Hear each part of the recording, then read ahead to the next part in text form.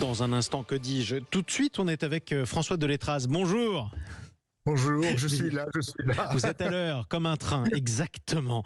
Vous êtes le président de la Fédération nationale des associations d'usagers des transports, la FNOT. Merci d'être avec nous ce matin en direct sur Sud Radio. Nouvelle grève SNCF annoncée, grève illimitée, reconductible donc, à partir du mercredi 11 décembre.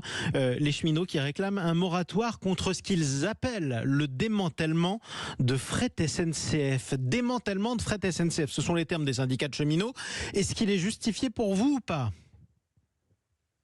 Alors, les cheminots sont dans une impasse et malheureusement, je pense qu'ils n'ont pas d'autre solution pour se faire entendre que de faire cette annonce à la grève. Et nous, association de consommateurs, on espère qu'elle n'aura pas lieu et que le gouvernement trouvera une solution d'ici là. Donc vous appelez le gouvernement, vous, à négocier et à lâcher du lest avec les syndicats? Alors, c'est pas vraiment lâcher du lest parce que l'affaire est compliquée. Vous savez que c'est une amende de Bruxelles de 5 milliards d'euros pour des subventions qu'aurait obtenues Fret SNCF il y a des années et des années et des années. La problématique, c'est que nous, en France, on est dans une difficulté de décarbonation du transport. Si Bruxelles avait dit à l'État, on vous donne pas une amende, mais vous mettez 5 milliards d'euros dans le système ferroviaire pour aider à la décarbonation, il n'y aurait rien eu à dire. Oui. De mettre une amende qui va tuer une entreprise qui s'appelle Fret SNCF, ça ne sert à rien. Et donc, la part modale des camions sur la route de France est catastrophique. Le seul moyen de décarboner, c'est qu'il y ait plus de trains de fret qui roulent. Entre autres. Donc il faut aider le fret et il faut aider le réseau, comme il faut aider les passagers à prendre le train. Sauf que précisément ce qui est reproché par Bruxelles à l'État, c'est qu'il ait versé en tout 5 milliards d'euros entre 2005 et 2019 à Fret SNCF. Mais pourquoi l'État a versé 5 milliards d'euros à Fret SNCF entre 2005 et 2019? C'était pour combler le déficit de l'entreprise quand même. De cette entreprise-là, mais il faut savoir que cette entreprise-là, pour rouler sur les voies ferrées, elle paye une redevance. Elle paye une redevance à SNCF Réseau, qui était elle-même extrêmement endettée et dont l'État a repris les dettes.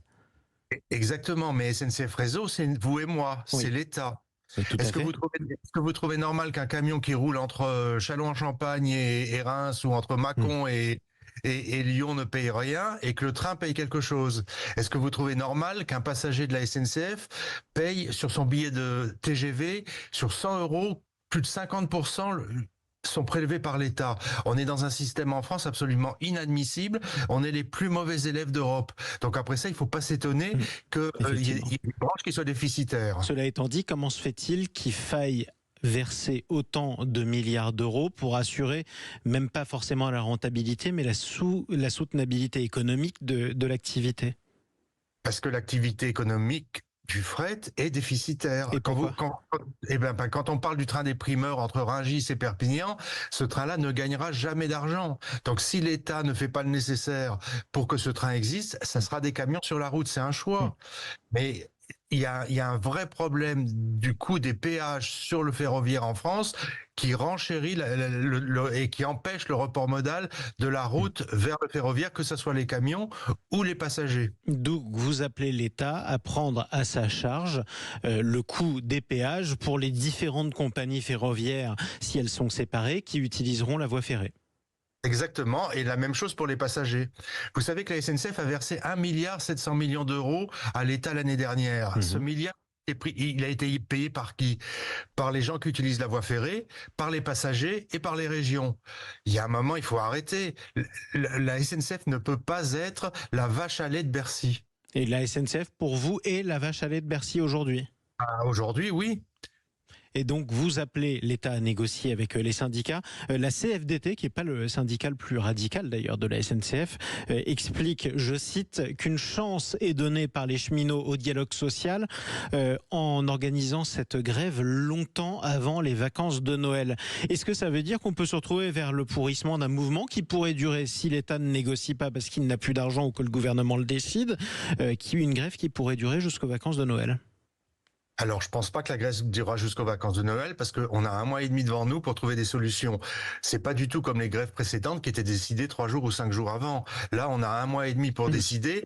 Et les syndicats font ça et pour la première fois, les syndicats ne s'attaquent pas à des problèmes de salaire, ils s'attaquent à un problème de structure. Et ça, c'est quand même très intéressant de mettre en avant la problématique du ferroviaire en France. Alors cela dit, ils vont un peu plus loin que ça parce qu'ils expliquent aussi qu'il y a une souffrance chez certains cheminots qui ne savent pas pour quel type d'entreprise ou du moins quel sera leur statut dans plusieurs mois lorsque Fret SNCF sera séparé en plusieurs activités privées.